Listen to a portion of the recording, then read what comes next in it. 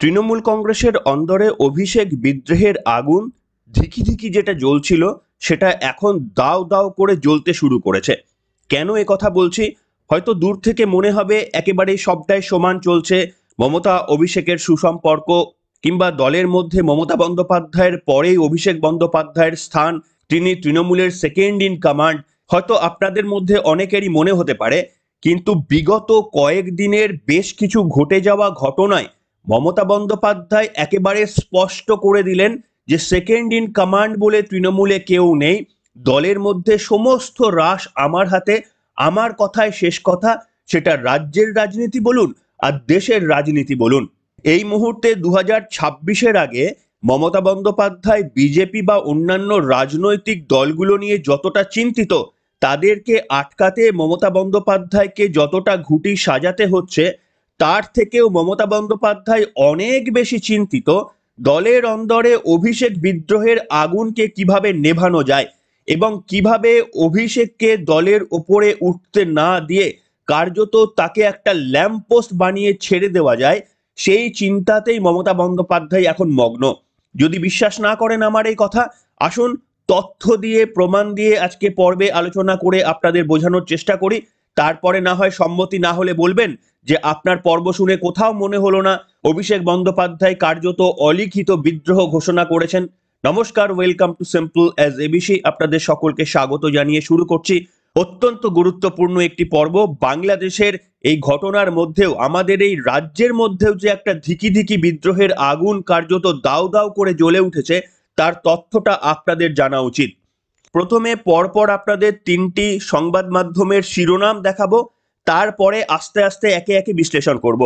প্রথম শিরোনাম, এখনো আছি, শেষ সিদ্ধান্ত আমি নেব, দলের পূর্ণ রাশ নিজের হাতেই রাখার বার্তা আবারও দিলেন নেত্রী মমতা।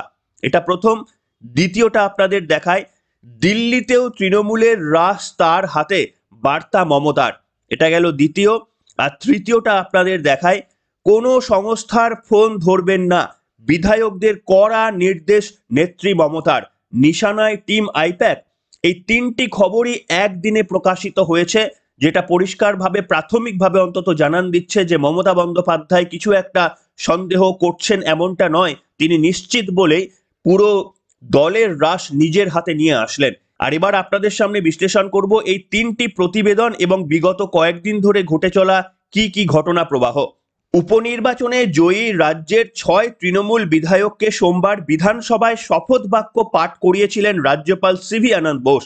তারপরে হঠাৎই বিধানসভার অন্দরে নওশাদ আলী কক্ষে ওই 6 জন বিধায়ককে নিয়ে বৈঠক করেন মমতা বন্দ্যোপাধ্যায়। শুধু 6 জনই নয়, উপস্থিত সমস্ত তৃণমূলের বিধায়কদেরও একসঙ্গে করে বৈঠক করেন মমতা বন্দ্যোপাধ্যায়। জানা গিয়েছে ওই বৈঠকে মমতা বন্দ্যোপাধ্যায় বিভিন্ন জল্পনা এবং গুজবের প্রতি ইঙ্গিত করে জানান, কে কি বলছে এসব নিয়ে চিন্তারও কোনো কারণ নেই, আর এসব নিয়ে ভাবারও কোনো কারণ নেই। যতদিন তিনিই রয়েছেন ততদিন দলের যে কোনো বিষয়ের শেষ সিদ্ধান্ত তিনিই নেবেন। অর্থাৎ দলের ক্ষমতার দ্বিতীয় কোনো ভার কেন্দ্র নেই, তা আরো একবার স্পষ্ট করে দিলেন দলকে মমতা বন্দ্যোপাধ্যায়। দ্বিতীয় ভার কেন্দ্র বলতে কে বোঝায়? এই মুহূর্তে অভিষেক বন্দ্যোপাধ্যায় ছাড়া তো তৃণমূল কংগ্রেসের দ্বিতীয় ভার কেন্দ্র আর কেউ ছিল না, কিন্তু মমতা বন্দ্যোপাধ্যায় স্পষ্ট করে দিলেন যে দলের অন্দরে তিনি ছাড়া দ্বিতীয় ভার কেন্দ্র বলে আর কেউ নেই। এমনকি সুব্রত বক্সী, রাজ্যসভার সাংসদ, সেই সুব্রত বক্সির সঙ্গে অভিষেক বন্দ্যোপাধ্যায়ের সম্পর্ক মসৃণ নয়। তা সত্ত্বেও মমতা বন্দ্যোপাধ্যায় বিধায়কদের বৈঠকে বলেছেন যে তিনি এবং বক্সী মিলেই গোটা দল চালাবেন, অর্থাৎ অভিষেক বন্দ্যোপাধ্যায়ের নামটি পর্যন্ত কোথাও তিনি নেননি। এবং আপনারা যদি খেয়াল করেন, কিছুদিন আগেই জাতীয় কর্মসমিতির একটা বৈঠক হয়েছিল মমতা বন্দ্যোপাধ্যায়ের বাড়ি কালীঘাটে, এবং সেখানেই অভিষেককে পাশে বসিয়ে নিরঙ্কুশ কৃতিত্ব তার হাতে রেখে দেওয়ার কথা তিনি জানিয়ে দিয়েছিলেন। জাতীয় কর্মসমিতিতে যে 5 জন প্রবীণকে অন্তর্ভুক্ত করা হয়েছিল, তারা প্রত্যেকেই মমতা বন্দ্যোপাধ্যায়ের আস্থাভাজন, এবং অভিষেক বন্দ্যোপাধ্যায় যে 60 বছরের সময়সীমা বেঁধে দিয়েছিলেন, তারা প্রত্যেকেই অভিষেক বন্দ্যোপাধ্যায়ের বর্ণিত বয়স সীমা পেরিয়ে গিয়েছেন। অর্থাৎ স্পষ্ট একটা বার্তা দেওয়া যে তুমি যা বলছো তার থেকে সম্পূর্ণ আলাদা নীতিতে আমি দল চালাবো। এরপরেই আপনারা জানেন ওই বৈঠক থেকে অভিষেক বন্দ্যোপাধ্যায়কে শুধু একটা পদ দেওয়া হয়েছিল, কি না, দিল্লির মুখপত্র। বাংলা নিয়ে তিনি কোনো বক্তব্য যে কার্যত বলতে পারবেন না সেটা অক্ষরে অক্ষরে বুঝিয়ে দেওয়া হয়েছিল দিল্লির মুখপাত্র করে। কিন্তু এখানে সবথেকে বড় প্রশ্নটা কি, যে দিল্লির মুখপাত্র করেও কি অভিষেক বন্দ্যোপাধ্যায়কে সম্পূর্ণ দায়িত্ব দিলেন মমতা বন্দ্যোপাধ্যায়? উত্তর হচ্ছে না। কেন না, গত দিনে মমতা বন্দ্যোপাধ্যায় পরিষ্কারভাবে বুঝিয়ে দিয়েছেন যে সংসদে দলের কি অবস্থান হবে সেটা একা কোনো ব্যক্তি স্থির করবে না। অর্থাৎ দিল্লিতে মমতা বন্দ্যোপাধ্যায় যাচ্ছেন না, অভিষেক বন্দ্যোপাধ্যায় এমপি রয়েছেন মানেই যে তিনি সব সিদ্ধান্ত নিয়ে ফেলবেন তৃণমূলের হয়ে, এমনটা মোটেই নয়। দলের হয়ে যা সিদ্ধান্ত, এমনকি দিল্লিতে যা সিদ্ধান্ত নেওয়ার সেটা তিনি নিজেই নেবেন। তার কারণ তৃণমূলের চেয়ারপারসন হচ্ছেন তিনি। তাই দলের কোনো সিদ্ধান্ত কোনো একা সাংসদ বা দিল্লির বুকে কোনো তৃণমূল একা নেতা নিতে পারবেন না। সেই সিদ্ধান্তও যে তিনি নেবেন সেটা বুঝিয়ে দিয়ে মমতা বন্দ্যোপাধ্যায় এটা বুঝিয়ে দিলেন যে যতই দিল্লিতে মুখপাত্র করা হোক না কেন অভিষেক বন্দ্যোপাধ্যায়কে, কিন্তু শেষ কথা বলবেন তিনি। তাহলে কি অভিষেক বন্দ্যোপাধ্যায় চুপ করে বসে রয়েছেন? অভিষেক বন্দ্যোপাধ্যায় গত শনিবার নিজের লোকসভা কেন্দ্র ডায়মন্ড হারবারের চিকিৎসকদের নিয়ে একটি সম্মেলন করেছিলেন। তার মূল উদ্দেশ্য ছিল আরজি কর কাণ্ডের পর চিকিৎসকদের সঙ্গে সেতু বন্ধন। সেই প্রেক্ষিতেই অভিষেক বন্দ্যোপাধ্যায় বলেন, আমি নয় আমরা, টিম ওয়ার্কের প্রসঙ্গও তোলেন অভিষেক বন্দ্যোপাধ্যায়। পাশাপাশি বলেন, জীবনে চ্যালেঞ্জ আসা ভালো, আমি সাহিত্যকে পছন্দ করি না, যদি চ্যালেঞ্জের সম্মুখীন না হন তাহলে জীবনের মূল্য কি? সবকিছু যদি হাতের নাগালে চলে আসে তাহলে জীবনে উদ্দীপনা থাকে না। পাশাপাশি তিনি এটাও বলেন, আবেগপ্রবণ হয়ে অনেক কথা বলে ফেললাম, আমি যা মনে করি সেটাই বলি। অনেকে আমায় বলেন আমি ডিপ্লোম্যাট অর্থাৎ কূটনীতিক হয়ে কথাবার্তা বলতে পারি না, হয়তো তাই, কিন্তু আমি বিশ্বাস করি কাজ করে দেখাতে হবে। এই আলোচনার পরে বিভিন্ন মহলে জল্পনা সৃষ্টি হয়েছিল যে অভিষেক বন্দ্যোপাধ্যায়ের কি কোনো অভিমান হয়েছে। অভিষেক বন্দ্যোপাধ্যায় কি তিনি বুঝিয়ে দিয়েছেন আমি নয় আমরা বলে শুধু মমতা বন্দ্যোপাধ্যায় নয়, দলের মধ্যে তারও একটা কর্তৃত্ব রয়েছে, সেটাই কি তিনি প্রতিষ্ঠা করার চেষ্টা করলেন? এটা জানার পরেও যে মমতা বন্দ্যোপাধ্যায় নিজেই বলছেন পুরো দলের একা মুখ আমি। এবং অভিষেক বন্দ্যোপাধ্যায়ের এই বক্তব্যের 48 ঘন্টা কাটতে না কাটতেই মমতা বন্দ্যোপাধ্যায় বিধানসভায় তাদের বিধায়কদের নিয়ে পরিষ্কার বার্তা দিয়ে দিলেন যে দলের মধ্যে তিনি তৃণমূলের চেয়ারপারসন, দ্বিতীয় কোনো মুখ নেই। একেবারেই যেন একটা ছায়া যুদ্ধ চলছে। মনে হচ্ছে যে শাসক দল কোনো বক্তব্য রাখলে বিরোধী দল তার উত্তর দিয়ে দিচ্ছে, বিরোধী দল কোনো বক্তব্য রাখলে শাসক দল তার উত্তর দিয়ে দিচ্ছে। মমতা বন্দ্যোপাধ্যায় আর অভিষেক বন্দ্যোপাধ্যায়ের এই মুহূর্তের সম্পর্কে এমনই কিন্তু একটা তিক্ততা দেখা যাচ্ছে। এছাড়াও ধরুন বিভিন্ন রকমের ঘটনা তো রয়েছেই।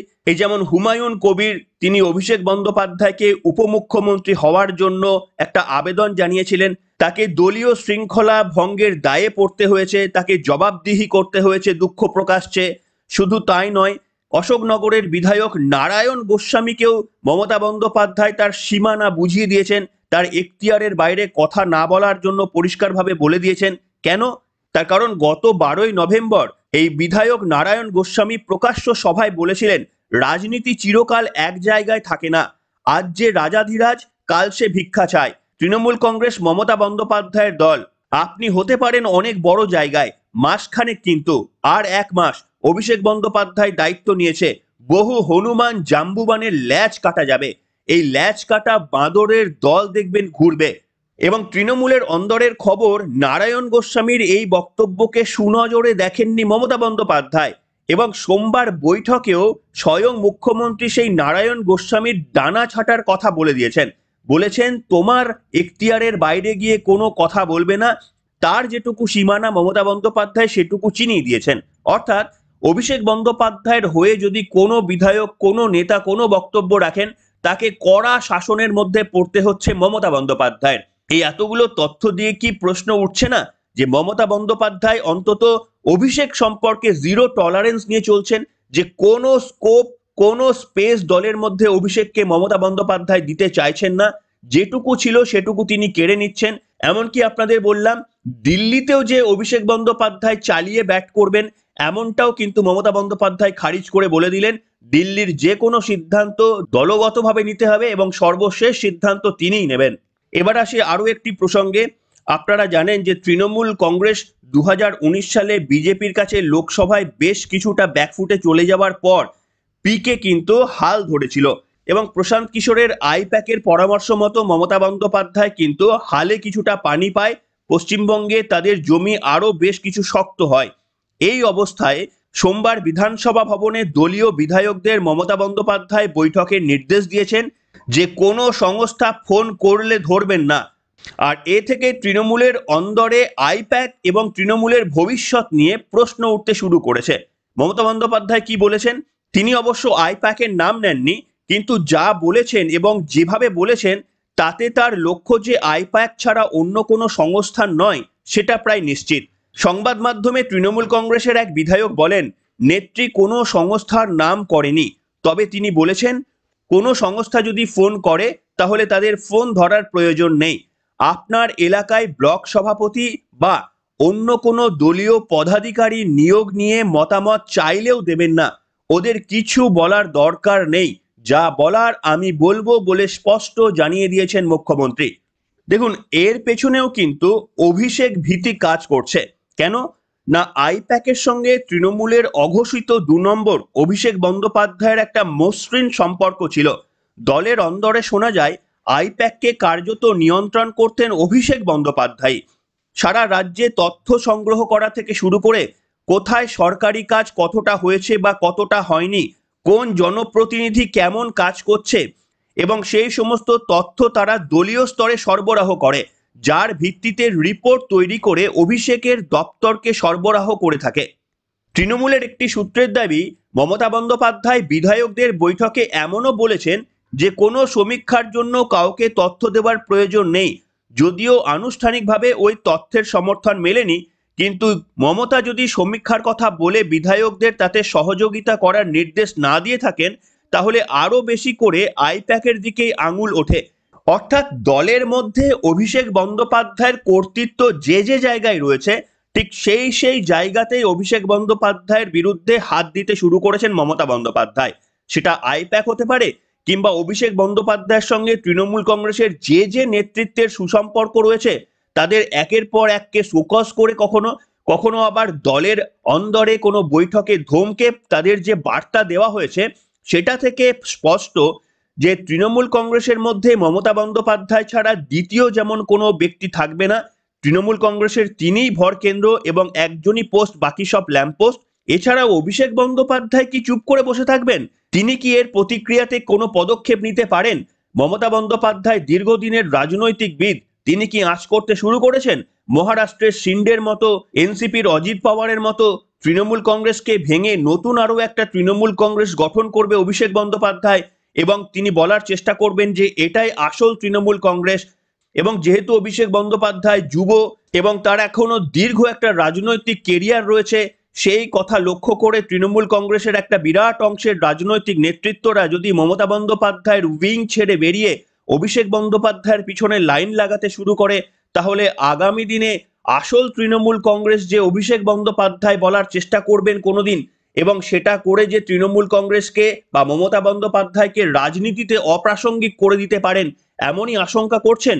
যেমন এই মুহূর্তে দীর্ঘ 40-50 বছর ধরে নিজের হাতে তিল তিল করে তৈরি করে রাখা দল এনসিপির প্রধান শরদ পাওয়ার রাজনীতিতে কার্যত অপ্রাসঙ্গিক হয়ে পড়েছেন তারই নিজের ভাইপো অজিত পাওয়ারকে ভিত্তি করে। তার কারণ মহারাষ্ট্রে যা নির্বাচন হয়ে গেল, অজিত পাওয়ার শরদ পাওয়ারের থেকে 3 গুণ বেশি আসন পেয়েছেন, এবং তারাই যে আসল এনসিপি এটাও তারা প্রতিষ্ঠা করে ফেলেছেন।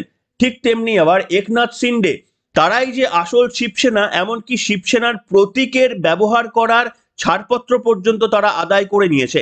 আর এইগুলো থেকেই মমতা বন্দ্যোপাধ্যায় ভয় পেতে শুরু করেছেন যে এমন একটা সময় আসতে পারে, যদি এখনই হাল ধরা না যায়, কোনো একদিন অভিষেক বন্দ্যোপাধ্যায় বিদ্রোহ ঘোষণা করে বিজেপির সঙ্গে হয়তো যোগ দিয়ে বলবেন তারাই আসল তৃণমূল। এবং তৃণমূল কংগ্রেসের বিরাট অংশের নেতৃত্বরা যেভাবে অভিষেক বন্দ্যোপাধ্যায়কে অনেকে সমর্থন জানাচ্ছে, তারাও সেই দিন মমতা বন্দ্যোপাধ্যায়ের পাশ থেকে সরে গিয়ে অভিষেককে সমর্থন জানিয়ে নতুন তৃণমূল গঠন করে বলবে এটাই আসল তৃণমূল। হয়তো বা তারা বিজেপিকে সমর্থন করে কোনোভাবে বলবে যে আমরাই এবার বিজেপির সাথে নতুন করে শরিক হলাম এবং দেশকে এবার আমরাই চালাবো। এই ভয়ই কি পাচ্ছেন মমতা বন্দ্যোপাধ্যায়? সেই কারণেই কি কর্তৃত্বের পুরো হ্রাস, অভিষেক বন্দ্যোপাধ্যায়ের ছায়াটুকু তিনি আর রাখতে চাইছেন না? কি বলবেন বন্ধুরা? এই পুরো বর্ণনা করার পর আপনাদেরও কি এই একই আশঙ্কা তৈরি হলো মনে? লিখে জানান আজকের পর্বে।